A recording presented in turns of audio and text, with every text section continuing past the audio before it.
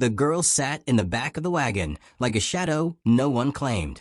Wooden wheels cracked over frostbitten ruts, and every turn of the axle sounded like a bone snapping. The sun hung low in the sky, orange and sullen, dragging the last of the light across the prairie like a blood-soaked sheet. Her hands were folded in her lap, small and chapped, her dress stiff with dried sweat and chimney soot. She didn't cry. She hadn't cried since the night her mother burned the bundle of blue ribbons in the fire and whispered, "Better cursed than cursed and proud." Her father said nothing. He drove the wagon with a grim jaw, knuckles white on the reins. The mule limped from a last storm, but no one cared enough to tend it.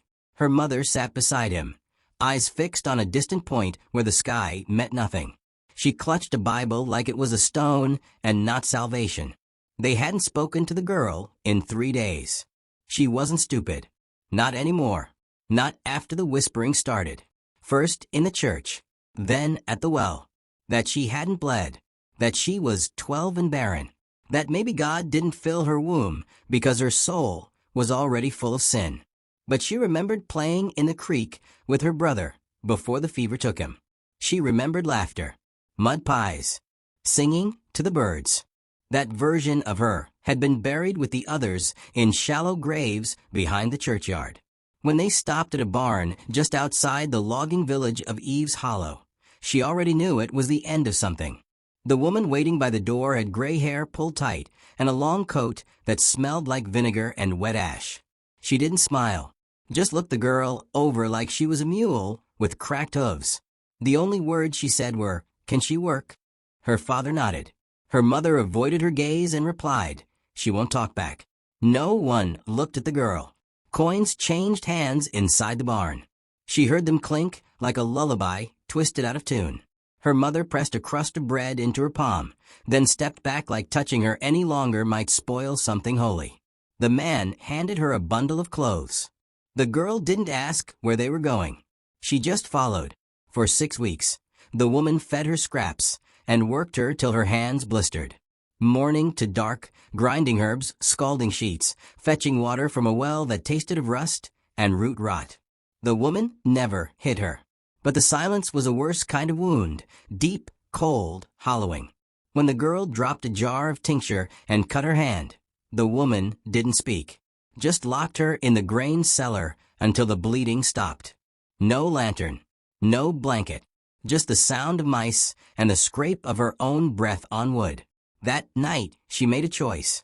She waited until the house quieted, then slipped out into the cold in her nightdress and her brother's old boots, now too small for even the memory of him. She stole a heel of bread from the cupboard, a flask of rainwater, and a knife so dull it barely counted. She didn't have a plan, only a direction away. The forest didn't welcome her. The trees leaned close, their black bark slick with snow melt and secrets. Wind moaned through the branches like a choir of orphans. Her boots sloshed through the mud, every step heavier than the last. Wolves howled far off, but not far enough. She kept walking. When the rain came, it was soft at first. Then it hardened into sleet, slapping her cheeks raw. She stumbled once, then again, until her knee split open on a root. Blood darkened her hem. Her breath grew ragged. She might have died out there. She might have curled up at the base of a pine and become part of the land that had never loved her. But then she saw the light. It was faint, flickering, like someone breathing with fire. She limped toward it, desperate and half-blind. The trees parted, and there it was, a cabin tucked beneath a ridge of red stone, smoke curling from the chimney in lazy spirals. She made it as far as the porch before her legs gave out. Inside, the man stirred from the sound. He'd been carving wood in silence, long knife in one hand, pipe cold in the other. He moved slowly, not with fear, but with the caution of someone who'd lost enough to know better. When he opened the door and saw her, a bleeding girl collapsed on his porch with mud in her hair and fire in her eyes. He didn't speak right away. He just stared, like he was seeing a ghost that had come back kinder. She looked up at him, lips cracked. No tears. Just 3 words. "Please don't sell me." He didn't. He lifted her like she weighed nothing, cradled her against his chest, and carried her inside. The children watched from the corner.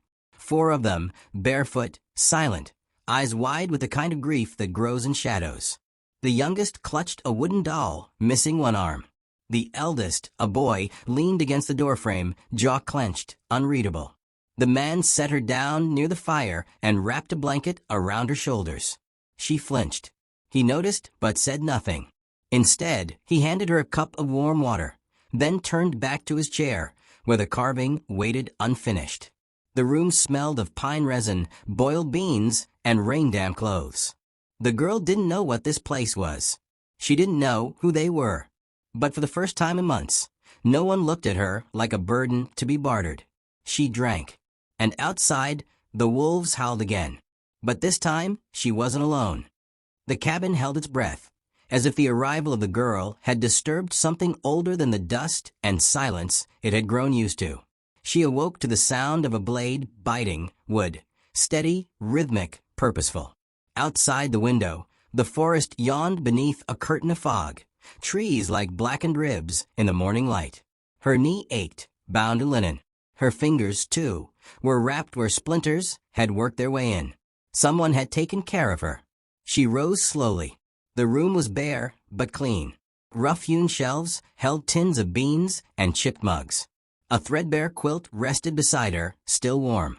On the wall hung a carving, for trees entwined at the root, their branches reaching in opposite directions. Family, maybe. Or a map no one could follow anymore. In the next room, the man stood shirtless by the hearth, an axe handle half-shaped in his hands.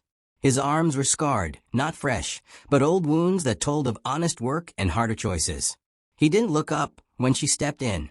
"You're up," he said, voice like gravel under boot. "Water's boiled. You can wash."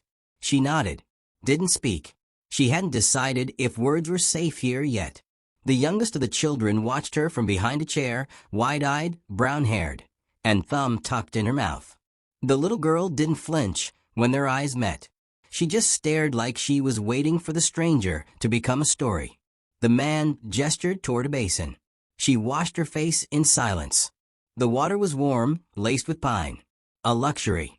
When she dried her hands, he finally looked at her. "You got a name?" She hesitated, then said the one she'd been given at birth. It tasted like rust. He didn't repeat it, just nodded. "I'm Sam. These are my kids. We don't ask questions unless they got reason. You hungry?" She nodded again. They ate beans, cornbread, and coffee boiled so strong it bit the tongue. The children were quiet, not shy, just trained by grief to keep their voices folded small. The eldest, a boy near 15, said nothing. He barely touched his food, but never took his eyes off her. The second eldest, a freckled girl, whispered something to the younger boy beside her. Both giggled, then fell quickly back into silence when Sam cleared his throat. After breakfast, he handed her a broom. "You stay, you work," he said, not unkind. "You run, I don't come looking. But you steal, you'll wish you hadn't." She understood that language. It was the same everywhere, law etched not in paper, but in scars. The days blurred. She learned the rhythm of the house, early to rise, chores divided, firewood split and stacked by dusk. She fed chickens, washed linens, mended shirts. Sam gave her space, but not distance. He watched, measured, and over time, nodded more than he scowled. At night, she sat by the hearth, sewing small holes in socks while the youngest curled at her side. The children didn't ask who she was. They simply began treating her as if she'd always been part of the timber and smoke. One evening, Sam handed her a dull blade and pointed to a stack of logs. "Kindling don't make itself," he said, lips twitching in what might have been the ghost of a smile. She chopped until her arms throbbed. But it was a clean pain, earned. Later that week, she followed Sam into the woods. The trees groaned in the wind, and birds flitted overhead like prayers too fast to catch. They walked until they reached a clearing where stumps stood like graves. "Land belonged to my pa," he said, running a hand over the bark. His before him. "We keep it clear, it feeds us. Let it rot, it swallows us." She nodded. That made sense. He paused, studying her. "You been taught how to keep warm in deep winter?" "No," she said. "You will be. if you're staying. She didn't answer right away. But that night, she didn't ask for extra bread, didn't tuck it away like she had the nights before. She was starting to believe there might be more than just running. But not everything softened. The middle girl, Ruth, watched her with guarded eyes, always protective of the youngest. One afternoon she snapped, "You ain't our mother. Stop acting like it."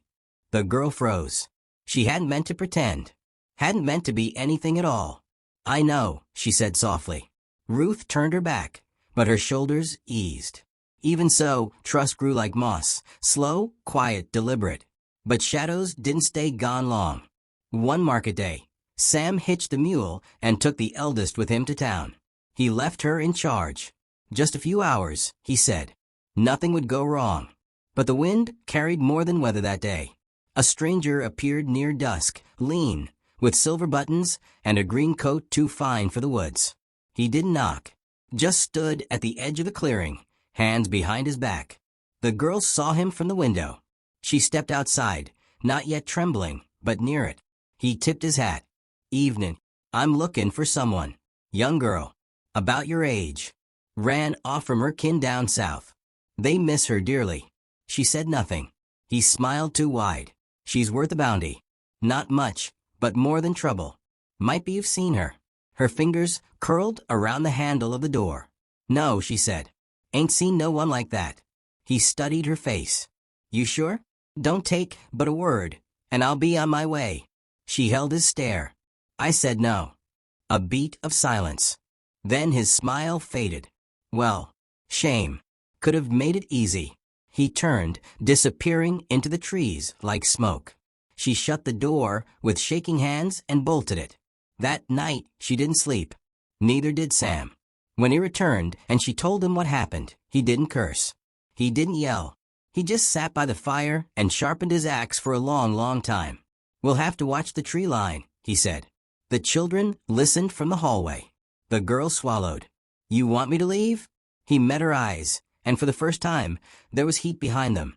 Not anger, but something more dangerous. Conviction. This house don't give away what it's claimed. She didn't cry, but she did breathe easier. Outside, wind bent the pines like old men bowing to grief. And somewhere past the ridge, footsteps moved where none should have been. But inside, the fire held. The snow came early, thick and wet, blanketing the trees like a warning. She stood on the porch splitting kindling, her breath misting in the morning air, hands calloused now from weeks of honest labor.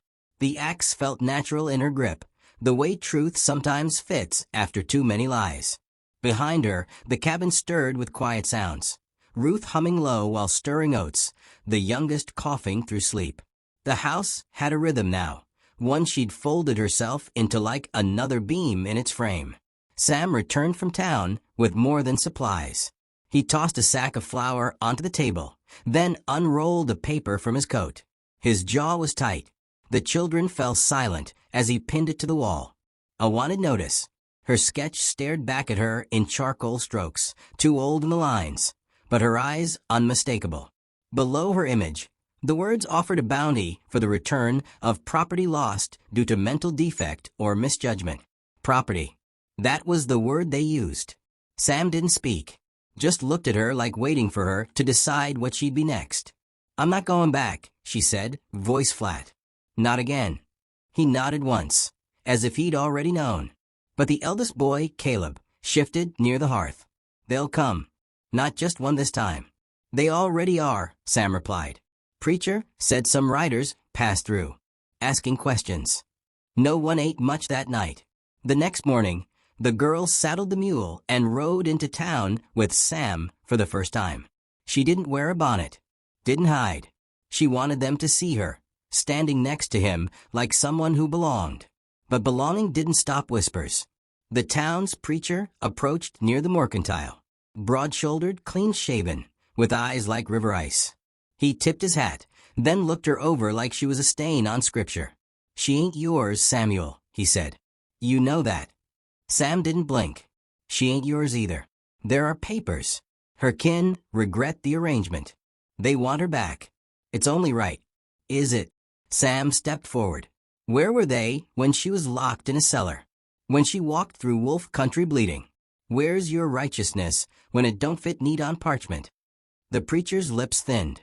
"There's law. And there's order. There's family," Sam said, "and I know the difference now." They left before it got worse. That night, the girl couldn't sleep. She sat outside beneath a moon like a blade, wrapped in an old quilt. Caleb joined her, arms crossed, rifle slung over his back. "You scared?" he asked. "No," she lied. He nodded, but didn't call her out. "They're gonna come soon," he said. "Might be more than we can handle." She looked at him. "You think I should run?" He hesitated. "I think you're one of us now. And we don't run unless we got nowhere left to go." For the first time, she realized he wasn't afraid for himself. He was afraid for her. 3 nights later, the barn caught fire. She woke to the smell, acrid and thick. By the time she ran outside, the flames were already dancing through the roof, lighting the snow in shades of hell. Sam was hauling buckets, barking orders. The children formed a line from the well, too quick to think, too practiced to falter. She grabbed a pail and joined in. The fire hissed in the snow melt, smoke choking the stars. Caleb shouted when a beam collapsed, nearly catching Ruth beneath it. The youngest screamed until her voice cracked. The girl didn't stop until the fire did. The barn was ash by dawn. Inside they sat in silence, faces smudged with soot, fingers raw, hearts thudding with something they couldn't name yet. "They were sending a message," Sam said finally. The girl stared at the floor. "Then we send one back." "No," he said, shaking his head. "That's not who we are." "Then what are we?" He didn't answer. The next day, she found the smallest child outside with a broken doll in her lap. The girl knelt, took the doll, and stitched its arm back with thread from her own sleeve. When she handed it back, the child whispered, "Mama used to do that." She felt her throat tighten, but she smiled. "Then I guess she taught you good." That evening, Ruth brought her a cup of tea, without being asked. Later, Caleb placed his rifle on the table and said, "If they come again, I'll shoot first." "No," Sam said, quiet but firm. "We don't kill unless we got no choice." The girl turned to him. "What if they give us no choice?" He met her gaze, and for the first time, she saw something break in his calm, something like fear. "Then we stand," he said, "but not for blood, not for vengeance, for each other." That night, she sat by the hearth alone. She remembered her father's hands, how they'd trembled when he passed her to that woman. She remembered her mother's silence, the taste of dirt when she fell the first time she ran, the cold eyes of the man in the green coat. They hadn't wanted her, but this place did, and that made all the difference. The wind howled against the windows, shaking them in their frames. Somewhere in the forest, hoofbeats whispered like distant drums. The storm hadn't arrived yet, but it was coming. She stood and added another log to the fire. Let it come. The dawn came quiet, but no one in the cabin slept. The fire had burned low, its glow barely clinging to the stones. Sam sat near it, sharpening his axe with slow, deliberate strokes. The sound was steady, the rhythm of a man preparing for more than winter. Caleb stood at the window, rifle cradled in his arms, eyes fixed on the tree line. Ruth braided the youngest's hair with shaking fingers, while the boy sat silent, staring at his boots. The girl moved through the cabin like a ghost given purpose. She boiled coffee, folded blankets, stoked the fire. Her hands didn't tremble. Not anymore. Something in her had hardened, like sap turned to amber. She wasn't afraid, not exactly. She was something quieter and deeper than that. "I don't want them to see me as afraid," she whispered to Sam as she handed him a cup. He looked up. "They won't. You've already given them more courage than I ever could." She sat beside him. "They're not just coming for me, are they?" "No," he said. "They're coming to remind us what power means. And we're going to remind them what family means." He nodded once, and it was enough. By mid-morning, they came, 3 men on horseback, coats dusted in snow, rifles visible, badges glinting on their chests. One was the stranger in the green coat. Another wore a preacher's collar, the man from town. The third had the girl's jawline and her father's gait. She stepped out before they could dismount. Behind her, Sam stood tall, axe at his side. Caleb flanked them with his rifle held loose, but ready. The others remained inside, but she knew they were watching. "Well," said the man in the green coat, "ain't you a sight? Didn't expect you to be so upright." She didn't blink. "Leave." "Afraid we can't." The preacher dismounted. "You were taken unlawfully. Your parents, your blood, have come to collect what's theirs." "I'm not a cow," she said, voice low and even. Her father stepped forward. "We were wrong to let you go, but we're here to make that right." "You sold me for less than a horse," she said. "You locked me in a cellar and called it mercy. You didn't come back for me because you loved me. You came back because someone offered more." He opened his mouth, but she didn't let him speak. "I've cooked for these children, held them while they cried, stood in fire with them. If that's not family, then I want no part of yours." Sam took a step forward. "This girl has a place here. You take one more step, and you'll find out what I do to men who threaten my own." The man in the green coat smirked. "You gonna raise that axe at the law?" "I'll raise it for them," Sam said. The standoff hung in the cold like a breath that wouldn't leave. The preacher reached into his coat, pulling out a folded paper. "The law is on our side. You want to fight it, you'll hang for it." Caleb's rifle cocked. "Then I'll hang beside him." The youngest girl slipped out the front door and ran to the older girl's side, clinging to her coat. Ruth followed, chin high. "She's our sister," Ruth said. "You can't take her." "She's not your blood," the preacher snapped. "Blood don't build families," the girl replied. "Love does. Choice does. And I've been chosen." Silence held for a long, thick moment. Then the green coat man moved. The gun came out quick, gleaming in the sun. Caleb fired before he could aim. The shot rang through the woods, loud as thunder. The man fell backward into the snow, shoulder blooming red. The other two hesitated, just long enough. Sam lunged, knocked the rifle from the preacher's hands with the back of his axe. The paper flew into the wind, lost to the trees. Her father stumbled, reaching for his belt, but stopped when he saw Caleb taking aim again. "Try it," the boy said. "I dare you." The father backed down, hands up. The preacher cursed, blood dripping from a split lip. "This ain't over." "No," Sam said. "It's just finished." The three of them turned, dragging the wounded man to his horse, and rode off without another word. Their pride left more broken than their bodies. It was over before noon. The girl stood in the snow, breath heaving, heart hammering in her chest. Sam stepped beside her and put a hand on her shoulder. "You all right?" "No," she said honestly. "But I'm here." He nodded. "Sometimes that's the best we get." Later, they buried the burnt rafters of the old barn beneath a fresh layer of snow. No ceremony, just quiet work. That evening, the girl took a piece of scrap wood and carved slowly by firelight. She wasn't sure what she was making at first, just that it felt right. When she finished, she brought it to Sam. He smiled, small and worn, but real. They mounted it over the cabin door.